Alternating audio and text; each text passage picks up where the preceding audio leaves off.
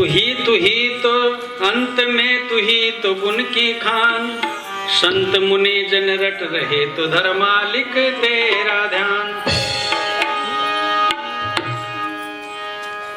गुरु चरण संकट हरण करण सिद्ध सब काम, श्वास श्वास में सुमरिए तो सतगुरु जी का नाम।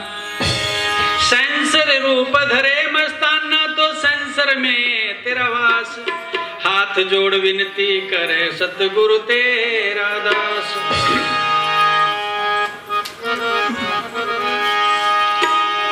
अब देखो वाणियों के अंदर एक ही चीज पे ज्यादा प्रकाश डालते हैं कि गुरु को समझ लो, या माया का स्वरूप जान लो, या संसार को जान लो।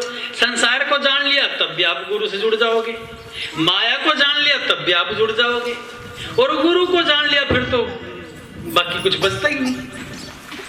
तीन चीज है बस, शब्द, माया और काल। शब्द का मतलब गुरु, माया और काल। यदि इनकी व्याख्या, इनकी पहचान यदि अंदर में कर लें तो बात बन जाए। लेकिन ये है कठिन। कठिन का मतलब इतने कठिन है कि समझ में आने मुश्किल है। और वाणी के अंदर यही महाराज जी ने, कबीर साहब ने इस वाणी में लिखा है, गुरु से लगन कठिन है भाई, कि बहुत मुश्किल है। क्योंकि संसार के जो तेरे आदतें पड़ी हुई है संसार में, वे आदतें सारी छोड़नी पड़ेंगी, वे आदतें बदलनी पड़ेंगी। वे आदतें जो कि तू सतगुरु की तरफ उनका मुख मोड़ दो। जितनी आदतें तेरी संसार में हैं उन आदतों को सतगुरु की तरफ मोड़ दो, तेरा बेड़ा पार हो गया। बस कुछ भी नहीं। वही आदतें जो कि तू रखनी, आदतें नहीं बदलनी। आदतें जो कि तू रखो, सिर्फ उनका मुख मोड़ दो। जो उधर जा रही है उनको इधर ले आओ, बस इतनी बात है। तो अब रास्ता तो यही है, बाकी कोई करे ना करे वो बात अलग है। गुरु से लगन कठिन है। लगन बिना कोई काज ना सवरे। जब तक लगन नहीं होगी तो आप किसी कार्य, कोई भी काम करने में आप सक्षम हो ही नहीं सकते।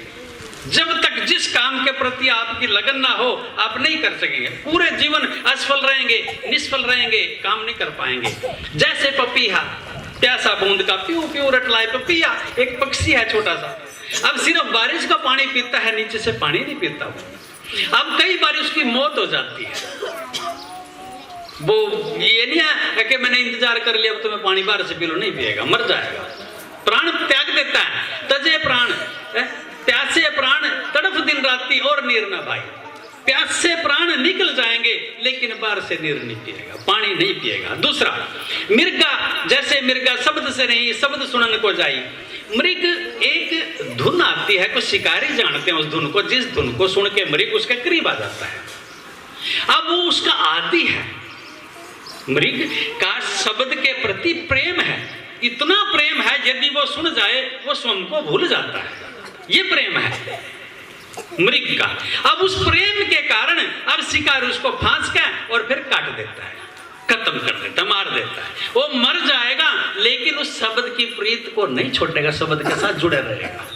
फिर दूसरा कि जैसे सती चढ़े सी, पहले पिछले युगों में सती प्रथा कुछ ऐसे होती थी कि कोई यदि किसी का परिवार से किसी पत्नी का पति गुजर गया तो उसको साथ उसको सती होना पड़ता था, पहले प्रथा थी। फिर ये अब कुछ समय के बाद फिर सती प्रथा काफी महापुरुष आए जिन्होंने तोड़ दी। तो वो सती देखो, यदि उसकी लगन वाक्य में पति से थी तो वो अग्नि को नहीं देखती थी, उसके साथ बैठ के और जल के मर जाती थी। ऐसी धारणा रहती है। गुरुमुख की यही धारणा है कि गुरु वचन पलटे नहीं, पलट जाए ब्रह्मांड। गुरु वचन कभी नहीं पलटता जितना समझाया गया, लेकिन हम उसको रिसीव करने में ही पूरे नहीं उतर पाते। हम अपने एक वचन को पूरा करने में अपनी मति की कई चीजें उसमें मिक्स कर लेते हैं, तब जाके उस वचन को पूरा करते हैं। मैंने सोचा ऐसे कर ले, मतलब वचन भी कर रहा है पर मन में भी सोचा हूं, मैंने सोचा ऐसे कर ले। जब तूने सोच लिया तो फिर वहां गुरु का वचन नहीं रहता। गुरु का वचन वहां है जहां तेरी सोच खत्म हो जाती है। तू मत सोच कुछ, जो बोला गया वो कर दे। जब ऐसी व्यवस्था, ऐसी गति हमारी हो जाएगी ना, तो संसार में कोई ताकत नहीं कि आपको जो परम शक्ति से उजागर होने से रोकता है या उस चेतना को आपके अंदर जागृत होने से रोकता, कोई ताकत नहीं।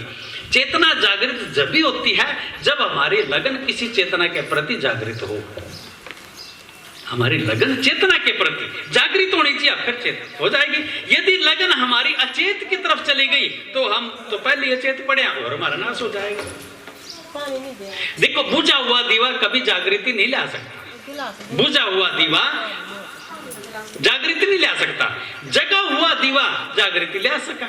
जो दिया जग रहा है उससे आप सैकड़ों दीवे जला सकते हो, हजारों दीवे जला सकते हो, और जो दीवा बुझा पड़ा है उससे आप एक दीवा भी जलाने में समर्थ नहीं होंगे, सक्षम नहीं होंगे, वो बुझे ही पड़ा है। तो इसलिए चेतन दिए का मतलब सतगुरु को बताया गया। चेतन दिया वही है, उसके संग लगने से आप भी चेतन हो जाएंगे, लेकिन नित्य प्रति लगना पड़ेगा, क्योंकि यह बत्ती इतनी बुझी हुई है, इतनी बुझी हुई है, ये जगने में भी क्या पता कितने जन्म ले ला, या मुद्दत ले ला, या साल ले ला, 2 साल ले ला, इसका पता ही नहीं कब जागृत हो जा, लेकिन लगे रहना पड़ेगा तब जागृत हो सका है। तो भाव क्या है इसका कि छोटो तन 2 दल सन्मुखान लड़े हैं, आन 2 दल सामने हो गए, सेना 2 सामने खड़ी है, लेकिन अब सेनापति या सेना नायक या सेना का जवान वो माना जाएगा जो मर जाएगा पर सेना को पीठ दिखा के नहीं भागेगा।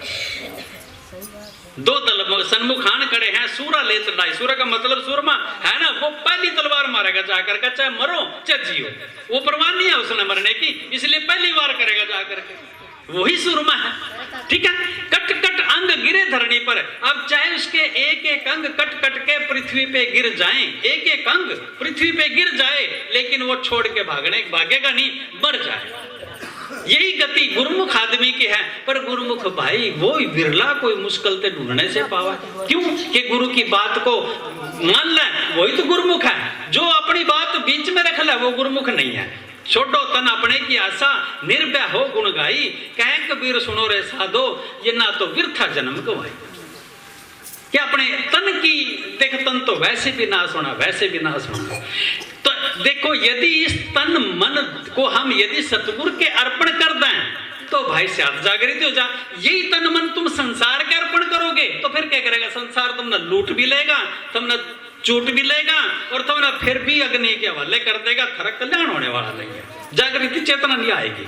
यही चीज यदि तुम सतगुरु के चरणों में पटक दो तो देखो वो क्या क्या बना के तेरे को वाले कर देगा, क्या क्या तुम्हें बना के रख देगा। कि संसार आंधी पता नहीं कितनी पीढ़ियों तक तुम्हारा नाम रहेगा, कितनी पीढ़ियों तक नाम रहेगा कि ये वो थे भाई। अब मेरे गुरु ने शायद मेरे ऊपर कोई ऐसी कृपा करी हो, अब मैं तो नाम कर, मैंने तो इतना कर दिया, क्या भाई कई पीढ़ी तो नाम नहीं भूल रहे कोई भी, ये तो मैंने तो इतना कर दिया है, कोई करे ना करे।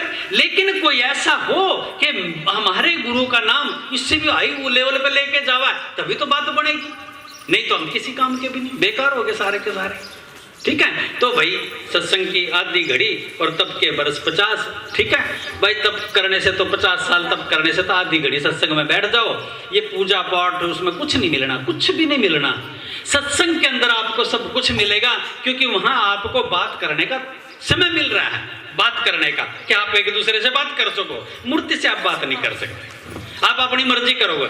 मूर्ति को भोग लगाना बहुत आसान है, मूर्ति को भोग लगा दो आसान है, क्यों कुछ नहीं बोलती। मेरे जैसे को बुलाकर भोग लगा कर दिखाओ, देखो कितने नुक्स निकालेगा। ये थोड़ी ऐसे होता है, ऐसे थोड़ी होता है, क्यों मूर्ति बोलती नहीं। अपना तुम अपना जो मर्जी करते रहो, उन्हें क्या कहना। तो इसलिए तुम मूर्ति को ज्यादा लेते हो, सामर्थ बोल देगा, तुम्हारी खिंचाई कर देगा, इसलिए तुम उसके पास बैठते नहीं, मूर्ति से बोलोगे। तो मूर्ति किसकी बनाई हो? हमारी बनाई हुई है, आपने हमने तो बनाई हो, ऊपर से थोड़ी गिरी, कोई आसमान में से गिरी नहीं कि परमात्मा ने गिर दी, तुम उठा के ले जाओ और घर में परमात्मा बना कर पूज लियो। ऐसा तो है नहीं, हमने ही बनाई, हम ही पूजा। लेकिन ये मूर्ति जितनी बैठी ये तुमने नहीं बनाई, ये किसी ताकत ने बनाई है। इनको देखो पूज का पता लगेगा कैसे पूजा करा, क्योंकि ये सारी एक एक गलती तेरे सामने रखेगा, तेरी खाल की चलेंगे, तू गलती करेगा। तो ये मूर्ति का पूजा है ना, इसकी करो पूजा, सामर्थ्य की मूर्ति की।